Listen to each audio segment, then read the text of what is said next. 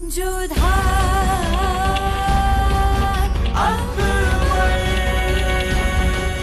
ये धारावाहिक किसी प्रकार की ऐतिहासिकता का दावा नहीं करता। तत्कालीन परिस्थितियों को दर्शाने के लिए आवश्यक और उचित नाटकीय रूपांतर किए गए हैं। ऐतिहासिक रूप से जोधाबाई के स्थान पर हरकाबाई, हीर कुंवर जैसे नाम इतिहास में प्रचलित हैं। ये धारावाहिक किसी भी सामाजिक परंपरा और पारिवारिक संबंधों का ऐतिहासिक दावा नहीं करता है। इसका उद्देश्य किसी भी समुदाय की भावनाओं को ठेस पहुंचाना नहीं है। रात उसे छुपा रही थी। धुएं की तरह अब्दुल को लेकर निकल चुका था जलाल।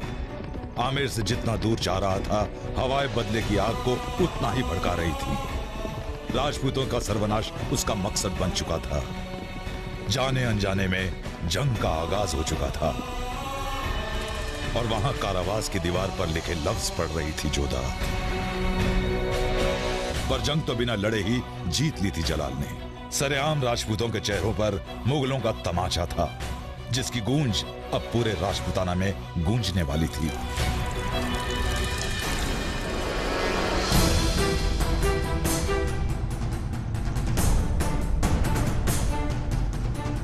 जाओ, ढूंढो उसे और देखते ही खत्म कर दो दोनों को। खुद तो पढ़ा लिखा था नहीं वो, पर दीवारों पर अपने मंसूबे अब्दुल के हाथों लिखवा कर गया था। पर उसमें भी बात कहां पूरी थी। हर पल अपनी गर्दन पर जोधा की रखी तलवार जो महसूस करता था। अब एक ही ख्वाहिश थी, जोधा को अपने जनान खाने में कैद करने की। देवी माँ की कृपा है। आप ठीक हैं कुंवरीसा? अच्छा हुआ वो कैदी को ले गया। तुम कहना क्या चाहती हो? यही कि यदि वो कैदी की जगह आपको अपनी मिट्टी ने रौंद कर गया है वो। राजपूतानी पगड़ी को उछाल कर गया है वो। हमारी तलवार को चुनौती देकर गया है वो। खाओ कसम इस मिट्टी की कि दुश्मन हमारी जमीन से बच के नहीं जाएगा। तो जाओ और ढूंढो उसे। जो उसे ढूंढ लाएगा वो सारे राजपूताना का उप सेनापति होगा। ये हमारा वचन है। जाओ।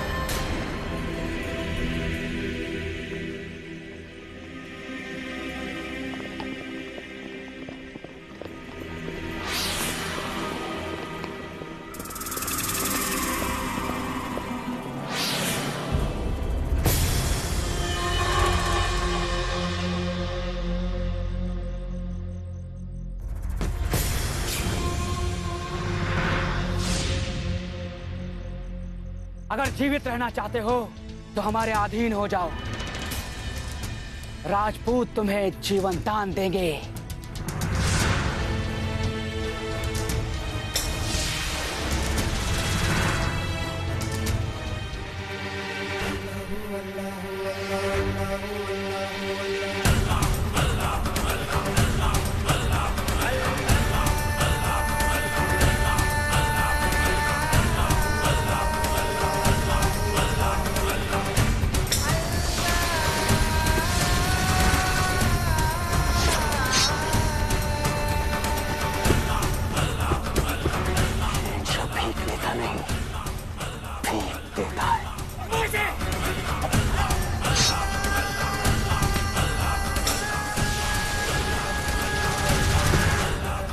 तुम्हारी शहंशाह की तलवार में इतनी हिम्मत नहीं जो राजपूती किले के पत्थरों को तोड़ सके।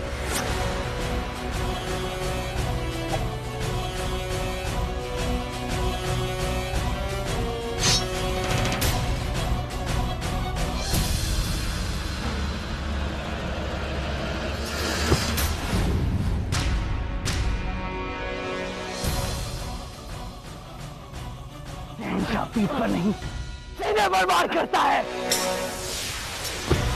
जल्लाद कहीं का इतना क्रूर है कि अपने लोगों के हाथ पैर को काटता फिरता है। औरतों का सम्मान तो वो करना जानता ही नहीं। इस जल्लाद की सूरत देखिए, अब सीरत भी देखो।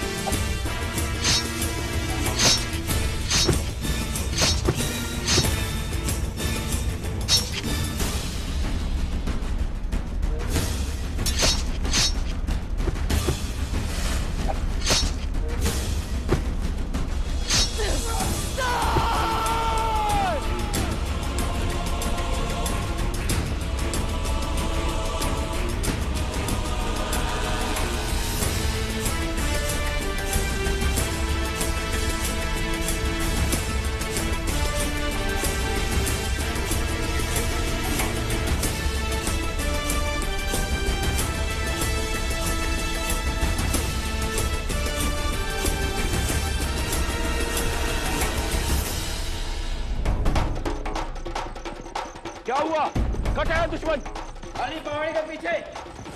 दीदी, दीदी रुक जाओ। दीदी कहाँ जा रही हो?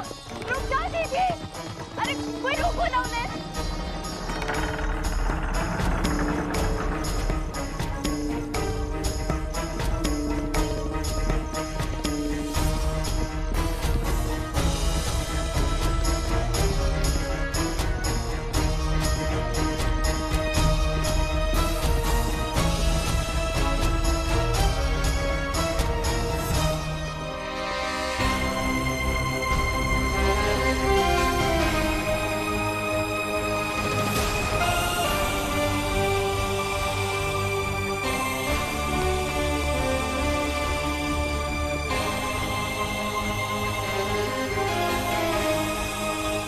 इन सारी लाशों का जवाब देना होगा तुझे।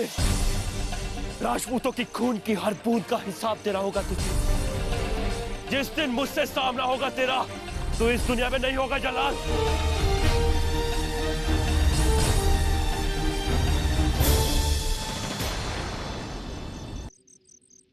पिघला दो अपनी तलवारें और पहन लो चूड़ी सब के सब।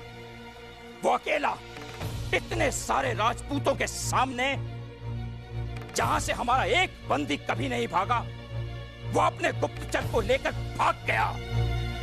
क्या करें? उसके साहस को सराहें या अपनी हार पर रोएं?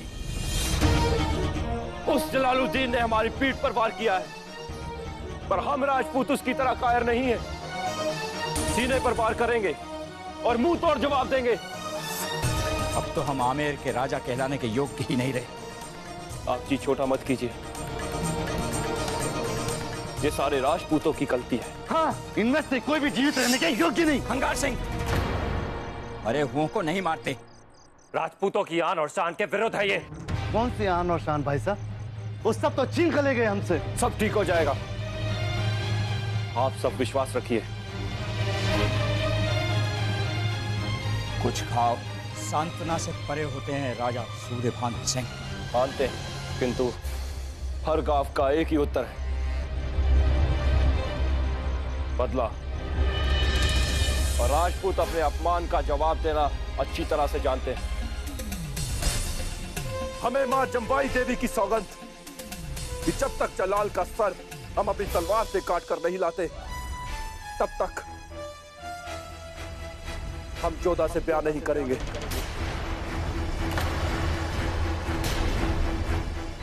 और इस बार मरेंगे नहीं, मारेंगे। हाँ हाँ मारेंगे।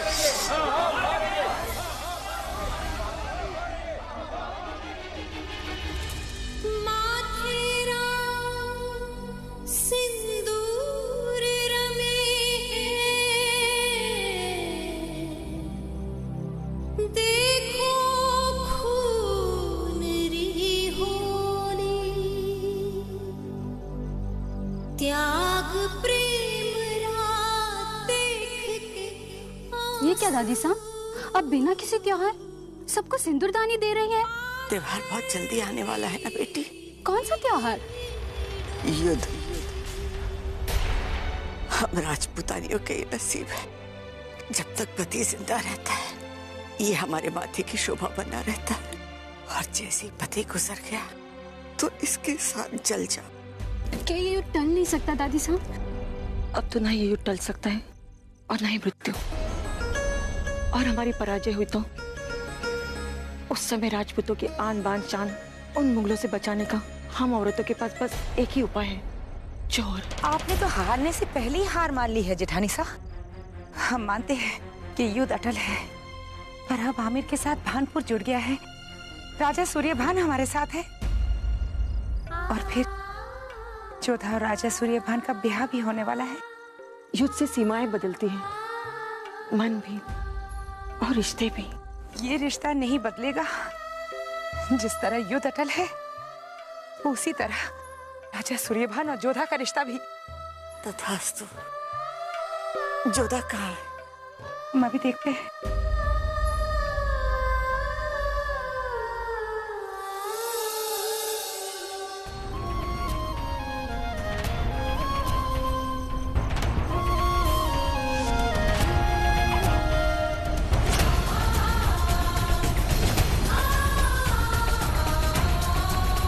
वहाँ उस दिन बावड़ी के पास क्या कर रहे थे?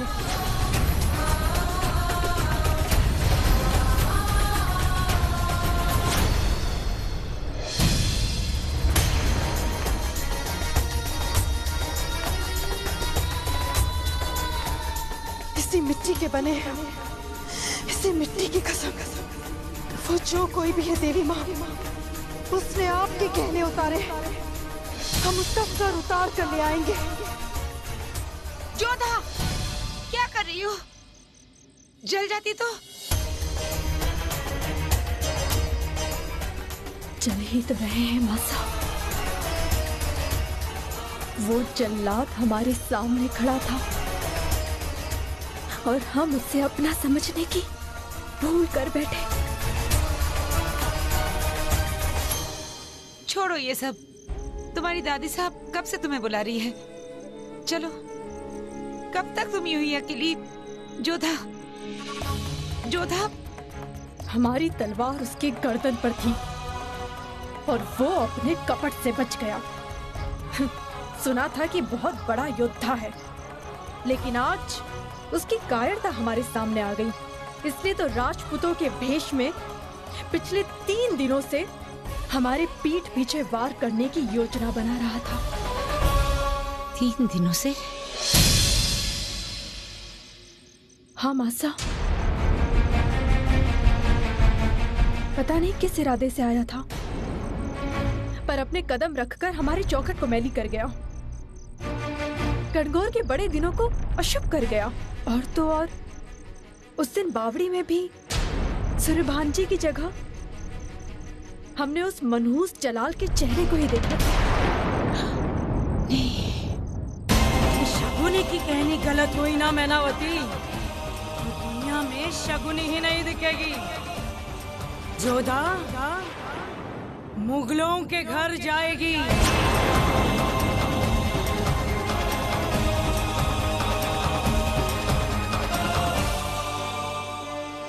कनिका रानी मासा, क्या हुआ मोतीबाई? तुम रो क्यों रही हो? एक बुरी खबर थी। क्या? जी, राजा सूर्यभान ने जोधा से विवाह करने से मना कर दिया।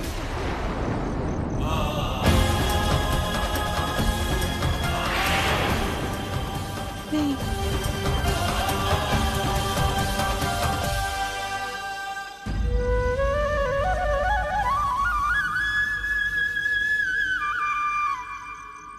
ये पत्र राजा सूर्यभान ने आपको देने के लिए कहा।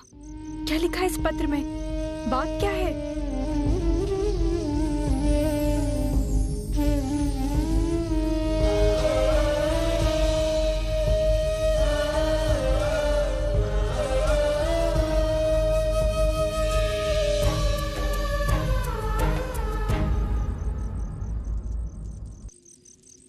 हमें पता है कि राजपूतों में ऐसे मिलने की अनुमति नहीं दी जाती, पर हमें कुछ जरूरी बात करनी थी। हमारे निर्णय की सूचना तो आप तक पहुंच ही गई होगी। हमें गलत मत समझिएगा जोधा। कल आमेर में हमारे ब्याह की घोषणा का कुलाल था और आज युद्ध की घोषणा का है। जहां एक तरफ प्रजा के माथे पर जलाल का डर होगा, वहां हमारे माथे पर शादी की पगड़ी पहनना अच्छा नहीं लगेगा। कल तक सीमाएं जोड़ने की बात थी, आज बचाने की है। हमें युद्ध की तैयारी के लिए चलना होगा, मिट्टी का ऋण चुकाना होगा। उसी मिट्टी के बने हम इस बात का गर्व रखते हैं कि हम एक ऐसे राजा की रानी बनेंगे जो अपने बारे में ना सोचकर पहले आमेर के पूरे राजपुताना के बारे में सोचते हैं। अगर युद्ध में कोई अनहोनी हो गई तो शकुनी भाई की बात सच हो गई तो हमारी जोधा का क्या होगा? जाते जाते इतना अवश्य कहेंगे कि जो कोई भी आपकी और हमारी इस जुदाई का कारण बना है, हम उसे कभी क्षमा नहीं करेंगे। अब या तो हम जीवित रहेंगे या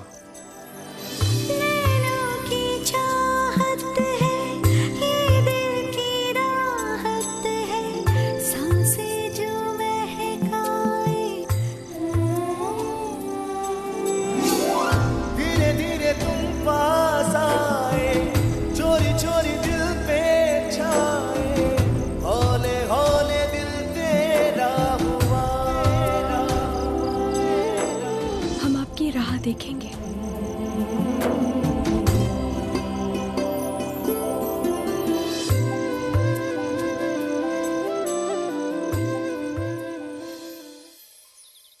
अरे थारी मती मारी गई है क्या? नौकरी से भी हाथ धोएगा? 4 कड़छी घी डाल और बाकी इसमें पानी डाल, पानी, समझे? मार लो, कुछ ही दिन के मेहमान जो हो। क्या मतलब? कुछ नहीं। अरे अरे ये कड़छी इधर रखो, चलो जल्दी आओ, यहाँ बैठो, जल्दी बैठो। हाँ ये लो, तुम दूध पी लो पहले। मेरी एक बात सुनो, ऐसी बात किसी को ना कहना कि चंद दिन के मेहमान हो दुनिया में। तेरी काकी सा को पता चलेगा ना तो उनको कितना दुख होगा। जो सच है वही कह रहा हूँ सेठ जी, आपके दिन अब ज्यादा नहीं बचे हैं। उस दिन जो आदमी हमारे यहाँ खाना खाने आया था, जिसके सामने आप मुगलों की जमकर बुराई कर रहे थे, वो कोई और नहीं बल्कि वो खुद शहंशाह जलालुद्दीन था। हाँ, और लड़ाई से पहले वो छानबीन करने आया था। अगर मुझे मिल जाए जलाल तो कसम इस घी की, मैं उसको कढ़ाई में डालकर जला के जलेबी की तरह कर दूंगा। कहते हैं वो बदला लेना खूब जानता है और मन में बरोबर याद है। सेठ जी, सेठ जी, सेठ जी सुनिए, सेठ जी, सेठ जी, सेठ जी, सेठ जी।